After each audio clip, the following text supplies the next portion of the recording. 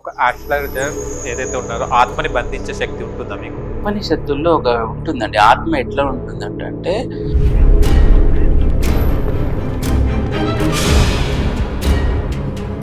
గండం అనేది కంపల్సరీ వాళ్ళ పుట్టుకతోనే ఉంటుంది. నీలగండం అనేసి ఏదైనా వాహన గండం ఇలాంటివి జలగండం. జలగండం ఇవన్నీ ఉంటుంటాయి కదా. వాళ్ళు తప్పించుకోవాలంటే ఎలా సార్? చంద్రుడు విత్ బుధుడు కాంబినేషన్ లో ఉన్నప్పుడు ఎక్కువగా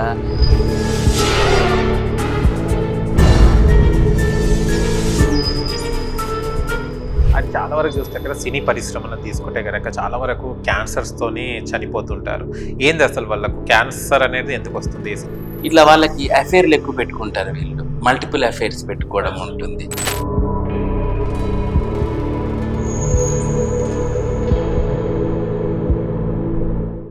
హాయ్ హలో నమస్తే, welcome to social post TV. నేను మీ యాంకర్ పప్పు. ఈ రోజు మనతోని స్పెషల్ గెస్ట్ ఉన్నారండి. ఆ గెస్ట్ ఎవరు కాదు, ఫేమస్ ఆస్ట్రాలజర్ డాక్టర్ భార్గవ్ దేవాన్ గారు మనతోని ఉన్నారు. చాలా యూట్యూబ్ లో ఫేమస్ అయిపోయారు ఆస్ట్రాలజర్ గా.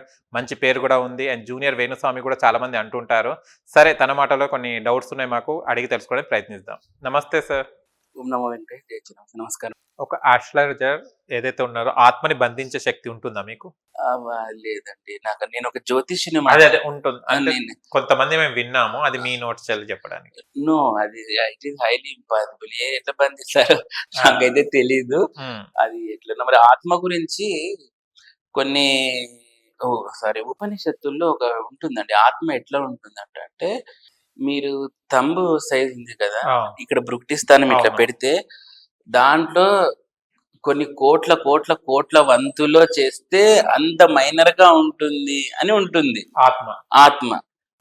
అంటే ఇంకా అది మన అదేదో ఫోటాన్స్ ఎలక్ట్రాన్స్ అంటారు కదా. సో దాంట్లో కంటే ఇంకా విజిబిలిటీ తక్కువ అట్లా ఉంటుంది అని కొన్ని శాస్త్రాల్లో ఉంది. మరి అట్లాంటి దాన్ని వీళ్ళు ఎట్లా బంధిస్తున్నారు అనేది నాకు అర్థం అవ్వలేదు. సో ఇట్ ఈస్ హైలీ అట్లా ఎవరైనా చేస్తున్నారంటే అది ఫేక్ ఏమన్నా డౌట్. ఆత్మను బంధించడం ఇట్లాంటివి ఏం లేదు. మరి అట్లా అతను ఎవరైనా ఆత్మని బంధిస్తాననుకుంటే మరి మన శత్రుదేశం పాకిస్తాన్ ఉంది కదండి, మన మోడీ గారు సర్జికల్ స్ట్రైక్స్ ఇవన్నీ మరి ఈయన అక్కడ పోయి ఏమన్నా బంధించవచ్చు కదా వాళ్ళవన్నీ. So it is highly impossible. Ugadi అనేది మనకు తెలుగు వారికి కొత్త సంవత్సరం అంటారు. మళ్ళీ న్యూ ఇయర్ అనేది దేనికి? ఈ క్యాలెండర్ మనం ఫాలో అవుతుంటాం. ఉగాది అని కొత్త సంవత్సరం చెప్పుకోవడమే కానీ మనం అది పాటించాం. ఎందుకు సార్? ఎందుకంటే ఇప్పుడున్న మనము అంత వరల్డ్ అంతా ఒక కనెక్టివిటీలోకి వచ్చేసింది కదండి. కాబట్టి అంత ఇంగ్లీష్ మయం అయిపోయింది కాబట్టి మనం ఆ క్యాలెండర్నే ఫాలో అవుతున్నాం. బట్ మన ట్రెడిషనల్ గా మనము ఈ ఉగాది అనేది ఫాలో అవుతా ఉంటాం. ఇప్పుడు మన పంచాంగం అంతా ఉగాది దీనితో నుంచే కదా. కాబట్టి మనం మనదంటూ ఒకటి ఉంది అనే దానికి జ్యోతిష్ శాస్త్రం ఇవన్నీ గోచార ఫలితాలు చూడడానికి పంచాంగం ద్వారా మనం ఇక్కడ యూజ్ చేసుకోగలం. ఇక అది జనవరి 1 అనేది అది ఇంగ్లీష్ క్యాలెండర్ అందరికీ తెలిసింది. అదే ఫాలో అవుతుంటారు. అది మనకి ఇంకా లోకల్ వరల్డ్ వైడ్ కదండి. మనం ఇప్పుడు పంచాంగం లెక్క ప్రకారం చూస్తే కష్టపడి ఇప్పుడు చూడండి, మనం శుక్ల చవితి రోజు మీకు ఫ్లైట్ అంటే మనకే అర్థం కాదు ఆ టైం ఎప్పుడు వస్తుంది అనేది. సో ఇది ఈజీ ప్రాసెస్ కాబట్టి ఎక్కువ మంది ఓకే. కొంతమందికి ప్రమాదాలు గండాలు ఉన్నాయి అంటారు. ఆ గండాల నుంచి వెళ్ళి వాడు విముక్తి కావాలంటే ఏం చేయాలి అసలు? ఇప్పటిదాకా మీరు అన్నారు హోమం అవన్నీ పక్కన పెట్టేస్తే, ఆ గండం అనేది ఎందుకు వస్తుంది? గండం అనేది కంపల్సరీ వాళ్ళ పుట్టుకతోనే ఉంటుంది. నీలగండం అనేసి ఏదైనా వాహన గండం ఇలాంటివి జలగండం ఇవన్నీ ఉంటుంటాయి కదా. వాళ్ళు తప్పించుకోవాలంటే ఎలా సార్? చూడండి, ఫస్ట్ హోరోస్కోప్ చూడాలి. చూసిన తర్వాత నేను ఇందాకే చెప్పాను, తప్పించుకోవడం అంటూ ఉండదు. మీకు ఒకసారి కాకపోయినా ఇంకొకసారైనా ఏదో ఒకటి జరుగుతుంది. ఏమంటే ఈ పరిహారాలు చేయడం ద్వారా కింద పడి నువ్వు ఏదైనా ఇది అయ్యేది కొంచెం కట్తో వెళ్ళిపోతుంది. అంటే నీకు ఒక 1 రూపీ దెబ్బ తగలాల్సింది ఒక 50 పైసా తగలచ్చు అంతే. తప్పితే ఈ గండాలు అనేటివి ఉంటాయండి, చాలా మందికి ఉంటాయి. అందుకే అంత ఉంటాయి కాబట్టి వాళ్ళు కార్ డ్రౌనింగ్ చనిపోవడం, హ్యాంగింగ్ వేసుకొని చనిపి ఇట్లాంటివన్నీ జరుగుతూ ఉంటాయి. But we can't remove the doshas, but we can suppress the doshas for a while అంతే. దీనికి చేయొచ్చు, పరిహారాలు ఉన్నాయి. శాస్త్రం చెప్పిన పరిహారాలే ఉన్నాయి. వాళ్ళ జాతకాన్ని బట్టి మృత్యుంజయ హోమం చేయాలా, పాశుపత హోమాలు చేయాలా, ఎటువంటి హోమాలు చేస్తే కొంతమంది హెల్త్ అస్సలు బాగుండదు, అట్లా వాళ్ళకి ధన్వంతరి పాశుపత హోమం చేస్తాము. సో వాళ్ళ దాన్ని బట్టి, ఎందుకంటే ఈచ్ అండ్ ఎవ్రీ జాతకం ఈజ్ యూనిక్ కాబట్టి వాళ్ళకు కూడా అలాగే ఉంటాయి పరిహారాలు. కానీ ఒక ఆస్ట్రాలజర్‌గా మీరున్నారు. చాలా మంది మనం వెళ్తుంటే గనక ఒక్కొక్కరు ఒక్కొక్క తీరుగా చెప్తుంటారు. దాన్ని ఎవరిని నమ్మాలి అసలు? ఎవరిని నమ్మాలి? ఎందుకంటే జనాలు చాలా వరకు ఒక చెడు జరుగుతుందంటే 10 గడపలు తొక్కుతుంటారు. ఎవరు మంచిగా చెప్తారో ఎవరు కానీ వెళ్ళిన దగ్గర అంతా వేరే వేరే రకంగా చెప్తారు. ఈ వేరే అనేది ఎందుకొస్తాయి సార్? వేరే వేరే సమస్యలు చెప్తుంటారు. ఇక్కడ ఒక సమస్య మొదలైతే ఇక్కడ పోతే వేరే సమస్య. ఇది ఎందుకు ఇది? అంటే మీరు క్లయింట్స్ యొక్క సమస్యల గురించి మాట్లాడుతున్నారా? లేకపోతే జ్యోతిష్యులు చెప్పేదాని క్లయింట్స్ ఎవరైతే సమస్యలు ఇప్పుడు జ్యోతిషాలు మీ దగ్గరికి వచ్చారనుకోండి. మీరు ఒక జలగండం ఉందని అనుకున్నారు ఎగ్జాంపుల్. మళ్ళీ వేరే దగ్గరికి వెళ్తే మాత్రం నీకు వాహన గండం ఉంది. ఇలా చెప్తుంటారు. అసలు ఎవరిని నమ్మాలి సార్ అసలు యాక్చువల్లీ? అది ఎక్కడ చెప్పారో నాకైతే తెలియదండి. చాలా వరకు వెళ్తున్నాం అయితున్నాయి అవి క్లయింట్స్ అవునా? ప్రాబ్లమ్స్ మరి ఏమో మరి నాకైతే అట్లాంటి కేసులు అయితే రాలేదు. నేను అందుకే ఎవరైనా నా క్లయింట్ కి వస్తే మీరు ఇంతమంది ఎవరైనా ఆస్ట్రాలజర్ని కలిశారని అడుగుతాను. నా క్లయింట్స్ కి ఆస్ట్రాలజర్ని కలిశారని అడుగుతాను. ఏం చెప్పారమ్మా అంటే వాళ్ళు చెప్పారు ఇట్లా ఇట్లా అవుద్దంటే నాకైనా అందులో కరెక్ట్ ఉందంటే నిజమే అంటాను. ఓకే లేదంటే లేదమ్మా ఇది తప్పు, అదే. ఇది జరగలేదని చెప్తాను.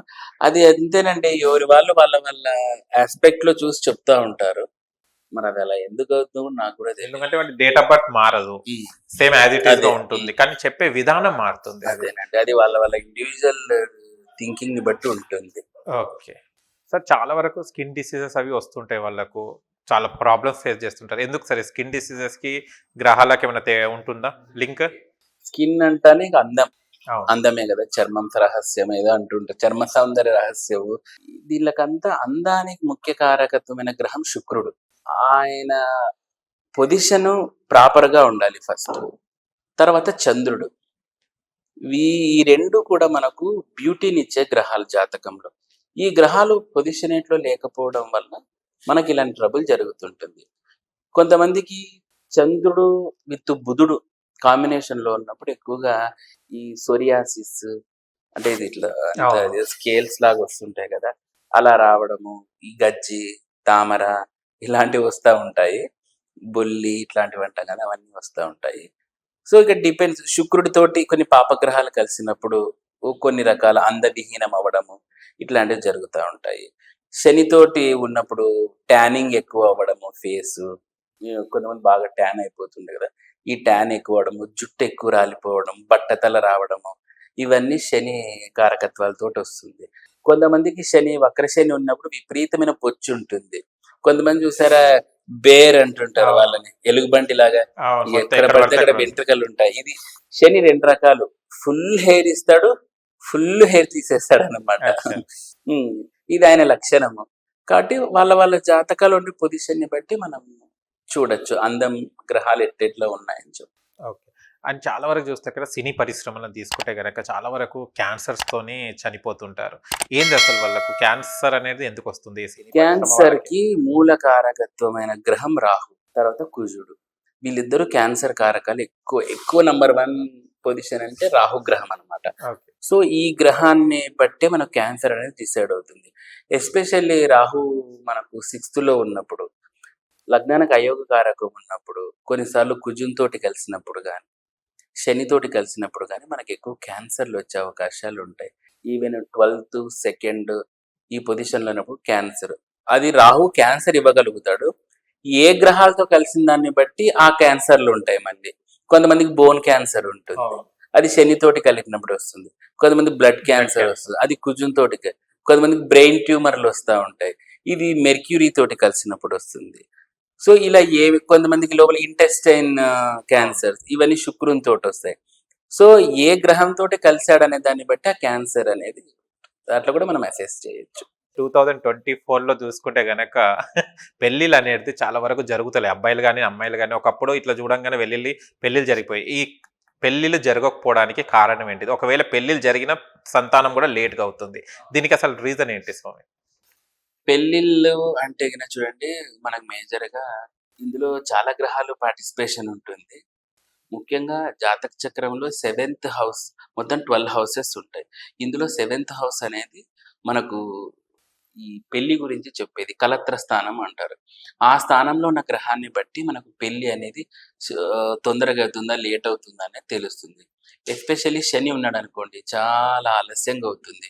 వక్ర శని ఉంటాడు కొన్ని లగ్నాలకు, చాలా ఫాస్ట్గా అయిపోతుంది. తర్వాత రాహు ఉన్నాడు అనుకోండి, వాడికి 2-3 పెళ్ళిళ్ళు అయ్యే అవకాశాలు ఉంటాయి. శుక్ర రాహులు ఉంటారు, ఇట్లా వాళ్ళకి అఫైర్లు ఎక్కువ పెట్టుకుంటారు వీళ్ళు. మల్టిపుల్ అఫైర్స్ పెట్టుకోవడం అచ్చా. ఉంటుంది. కుజరాహులు ఉంటారు. వీళ్ళు సెక్సువల్లీ పెద్ద పర్వర్ట్ లాగా చేస్తుంటారనమాట. ఇలా మనం లెక్క కట్టొచ్చు. కేతు ఉంటాడు. వీళ్ళకి సన్యాస దోషం వస్తుంది. అంటే వాళ్ళకి పెళ్లి చేసుకోవాలని ఉండదు. ఉమ్. అలాగే ఉండిపోవాలి. ఈ దైవంలే కలిసిపోతాం అంటుంటారు కదండీ అవును. కొంతమంది. సో, ఈ బ్యాచ్ అన్నమాట వీళ్ళంతా. వాళ్ళకి పెళ్లి చేసినా డైవర్స్ అయిపోతుంది.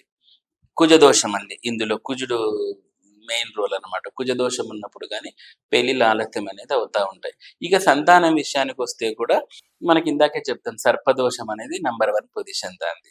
సర్పదోషం ఉన్నప్పుడు సంతాన ఆలస్యం అనేది ఎప్పుడు జరుగుతుంది.